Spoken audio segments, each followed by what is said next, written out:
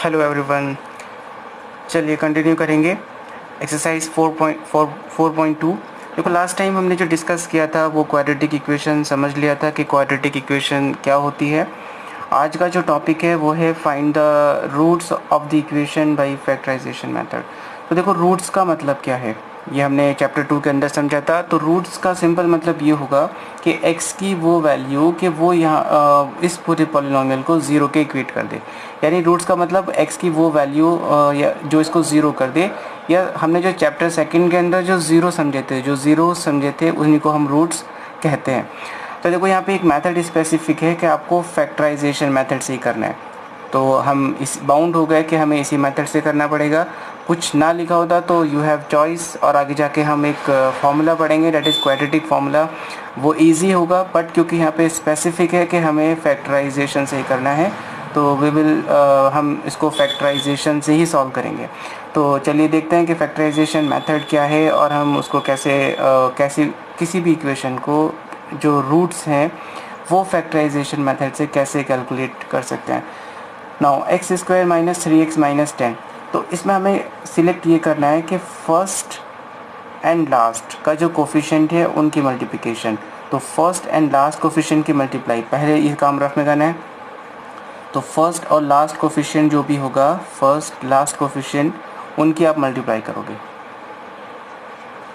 तो जैसे मल्टीप्लिकेशन के बाद में आंसर आ जाता है 1 इंटू 10 दैट इज़ 10। ठीक है, अब इस 10 का क्या करना है, अपने इस 10 के प्राइम फैक्टराइजेशन करने हैं। इस 10 को क्या करना है, प्राइम फैक्टराइजेशन मेथड से इसको स्प्लिट करोगे। तो स्मॉल से स्मॉल नंबर से डिवाइड करना, तो 2 5 ज़ा 10, 5 1 ज़ा 5। इट मीन्स ये हुआ कि 10 को हम क्या लिख सकते हैं, 2 इंटू 5 इंटू 1 ये लिखा जा सकता है। यहाँ तक क्लियर हो गया।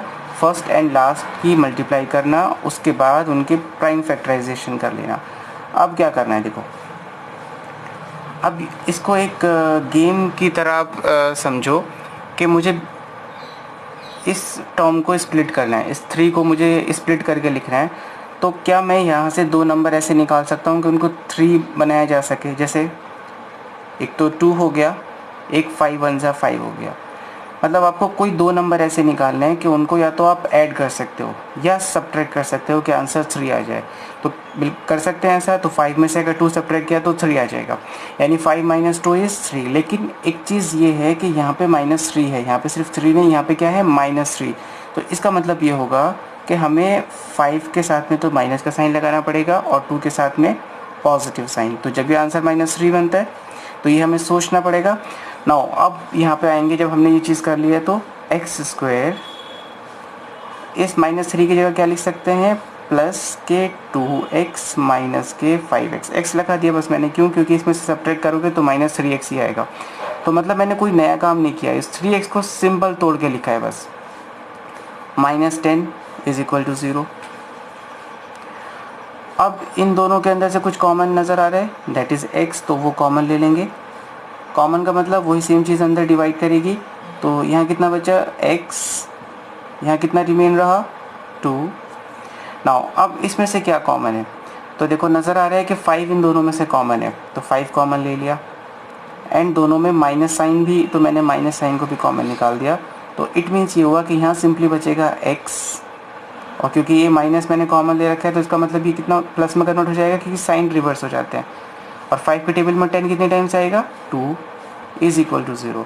देखो यहाँ एक इम्पॉर्टेंट चीज़ है कि अगर ये ब्रैकेट सेम आ गए तो आपने ठीक किया है।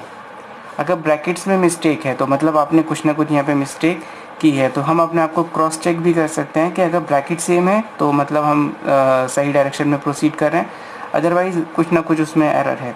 नाउ अब ये एक पूरा टर्म है और ये एक पूरा टर्म है, इसमें से कुछ कॉमन है। तो नज़र आ रहा है कि x+2 वाला जो पोर्शन है वो दोनों में कॉमन है। तो इट मीन्स ये हुआ कि x+2 हम कॉमन ले लेंगे।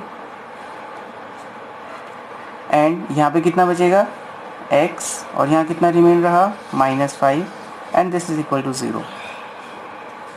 ठीक है, अब क्या करेंगे, देखिए इन दो ब्रैकेट की मल्टीप्लिकेशन 0 है। तो इसका मतलब ये होगा कि हम क्या करेंगे, x+2 को 0 के इक्वेट कर देंगे, और या x माइनस 5 को 0 के इक्वेट कर देंगे, ठीक है। इसको भी 0 के इक्वेट, इसको भी, क्योंकि दो चीज़ों की अगर प्रोडक्ट 0 है तो हम पॉसिबिलिटी क्या लगाएंगे कि उसमें से कोई एक भी 0 हो गया तो भी इस इक्वेशन को होल्ड करेगा। तो हम दोनों को 0 के इक्वेट करा देंगे। Now x plus 2 equals to 0 का मतलब क्या हुआ, x is equals to minus के 2, इस 2 को उधर शिफ्ट कर दिया। Now x is equal to, ये माइनस 5 था तो उधर जाके कितना आ गया, प्लस 5। तो देखो अगर माइनस 2 रखूँ तो ये चीज़ 0 हो जाएगी और 0 की किसी भी से भी मल्टीप्लाई किया आंसर 0। अगर मैंने मान लो x इक्वल्स टू 5 भी रखा तो ये चीज़ 0 होगी। तो जब ये चीज़ 0 तो भी आंसर 0, तो उसी को बोलते हैं ज़ीरोज़, मतलब जो इसमें रखा जाए और आंसर को क्या बना दे, 0 या फिर उसको क्या बोलते हैं, रूट्स बोलते हैं। तो हमने रूट्स निकाल लिए, तो वी गेट माइनस के 2 और 5। तो these are the roots of this given equation. और ये मेथड जो हमने जिससे कैलकुलेट किया है इसको बोलते हैं फैक्टराइजेशन। क्यों, क्योंकि हमने फर्स्ट एंड लास्ट का जो कोफिशिएंट था उसको मल्टीप्लाई किया, उसके बाद में उसको फैक्टर किए, भाई 10 के फैक्टर्स कर लिए, फिर उन फैक्टर को कुछ ऐसे असाइन किया कि वो -3 के बराबर या बीच वाले टर्म के बराबर लिखा जा सके। तो 9th क्लास में हमने एक ऐसा मेथड किया था, मिडिल टर्म स्प्लिटिंग। तो वही है बेसिकली ये कि जो बीच वाला टर्म है उसको हमें कुछ ऐसे लिखना है कि कुछ कॉमन ले सके, और कुछ ऐसे कैसे लिखा जाएगा उसका जो प्रोसीजर है वो ये होगा। चलिए एक क्वेश्चन और देखेंगे, ये क्वेश्चन नंबर 3 है। थोड़ा सा देखने में टिपिकल लग रहा है क्योंकि यहाँ पे रूट आ गया। तो देखते हैं इसको फैक्टराइजेशन मेथड से कैसे करेंगे। तो मैंने एक बात बताई थी कि पहले फर्स्ट एंड लास्ट की मल्टीप्लाई कर लो, तो यानी √2 इंटू 5√2, इन दोनों की मल्टीप्लाई करेंगे। तो देखो √2 और जब √2 मल्टीप्लाई होते हैं तो वी गेट 2 सिंपली, है ना। तो 5 2 ज़ा 10, तो इसका मतलब ये हुआ कि हमें 10 मिल गया, ठीक। और 10 के जब हम फैक्टर करेंगे तो 5 और 2 ही मिलते हैं, हमने ऊपर देख रखा है अभी, मतलब फैक्टराइजेशन से हमें 2 और 5 ही मिलेगा। तो क्या हम 5 और 2 को कुछ ऐसे असाइन कर सकते हैं कि 7 आ जाए? तो बिल्कुल, हम इन दोनों को क्या कर सकते हैं, प्लस कर सकते हैं। यानी अगर इनको प्लस कर लिया जाए तो कितना मिल जाएगा, सिंपल 7 मिल जाएगा। तो इसका मतलब ये हुआ कि हमने नंबर्स को ढूंढ लिया। नाउ अब 7x को कैसे स्प्लिट करेंगे हम, 5x प्लस के 2x। स्प्लिट इन्हीं फैक्टर्स के टर्म्स में करना है, बस ये याद रखना। एंड प्लस 5√2 एंड प्लस ये जो स्टार्टिंग वाली चीज़ थी वो हम एज इट इज़। नाउ अब क्या करेंगे, फिर इन दोनों में से कुछ कॉमन देखने जाएंगे। तो देखो इन दोनों में से जो कॉमन है वो सिंपली x है, इसके अलावा कुछ नहीं है। तो x को कॉमन लिया, कॉमन का मतलब ये होगा कि वही चीज़ अंदर डिवाइड करेगी, मतलब वो दोबारा नहीं आएगी बस, ठीक है। जैसे √2x, ये x², तो सिंपली एक बार x ही लिखेंगे हम, क्यों, एक बार x हम बाहर लिख चुके, प्लस यहाँ पे 5 ही आएगा, ठीक है। नाउ इसमें से क्या कॉमन ले सकते हैं, देखो इसमें से हमें कुछ वैसे क्लियरली नज़र नहीं आ रहा है कि कुछ कॉमन है या नहीं। तो इसको मैं एक समझाने के लिए आपको बता दूं कि इस 2 को हम क्या लिख सकते हैं। देखो 2 को क्या लिख सकते हैं, √2 इंटू √2, क्योंकि दोनों की मल्टीप्लिकेशन के बाद में 2 आ जाता है। तो 2 किसके इक्वल हुआ, √2 इंटू √2। इट मीन्स इस 2 के अंदर ये जो √2 है ये छुपा हुआ है। तो इट मीन्स ये हुआ कि हम √2 को क्या ले सकते हैं, कॉमन ले सकते हैं। जब √2 को कॉमन लिया तो इस 2 के अंदर, क्योंकि ये 2 रूट छुपे हुए थे, तो एक तो हमने बाहर लिख दिया, ठीक है, एक यहाँ पे आ जाएगा। तो यानी √2x एंड प्लस यहाँ पे कितना बचा, 5 एंड इज इक्वल टू 0। भाई ठीक है यहाँ तक, क्योंकि देखो क्लियर सी बात है, इससे मल्टीप्लाई भी होगी तो ही 2 आ जाएगा, है ना। इसको ब्रैकेट को ओपन करेंगे तो आंसर 2 ही आ जाएगा। नाउ क्योंकि हमारे ब्रैकेट सेम है तो इसका मतलब हमने सही प्रोसीड किया है। अगर ये ब्रैकेट सेम है तो आप खुद क्रॉस चेक कर लोगे कि आप सही कंटिन्यू कर रहे हो। नाउ अब इसमें कॉमन क्या होगा, तो देखते हैं, ये पूरी चीज़ कॉमन नज़र आ रही है।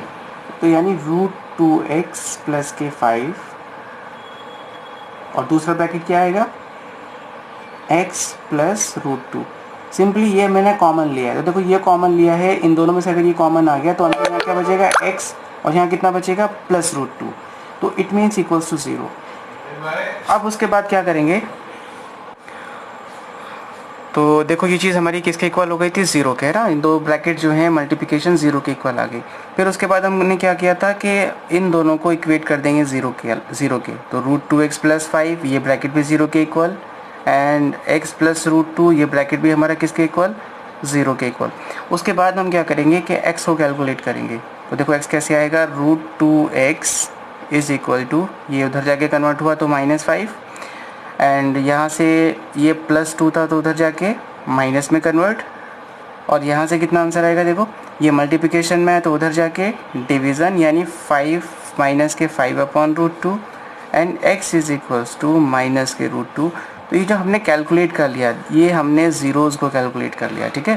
क्वेश्चन करोगे कि ये मैं 2 ब्रैकेट को 0 के इक्वल क्यों कर रहा हूँ, तो देखो इस पॉइंट को इसके अंदर रखोगे तो ये चीज़ 0 हो जाएगी।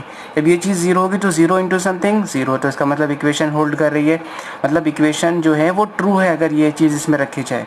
ऐसी अगर मैं -√2 रखूँ तो ये चीज़ 0 होगी, तो 0 की किसी से भी मल्टीप्लाई हो, ये कुछ भी हो जाए, लेकिन ये आंसर 0 ही आएगा। तो इसीलिए हम ब्रैकेट को क्या करते हैं, 0 के इक्वेट कर लेते हैं, ठीक है। वैसे इसका जो पूरा मेथड का जो मतलब जो कंक्लूज़न है वो यही है कि क्वेश्चन ब्रैकेट में आ जाए, इसी को फैक्टर्स बोलते हैं, ठीक है। फिर हम फैक्टर्स को 0 के इक्वेट करा लेते हैं, क्यों, क्योंकि अगर ये पार्ट 0 के बराबर या ये पार्ट 0 के बराबर हो गया, इन दोनों में से कोई एक भी या ये दोनों भी, तो इसका आंसर 0 आ जाएगा। तो यही कॉन्सेप्ट हम यूज़ करते हैं इनके जो ज़ीरोज़ है उसको कैलकुलेट करने के लिए। तो आई होप कि ये जो फैक्टराइजेशन मेथड है ये समझ में आया होगा।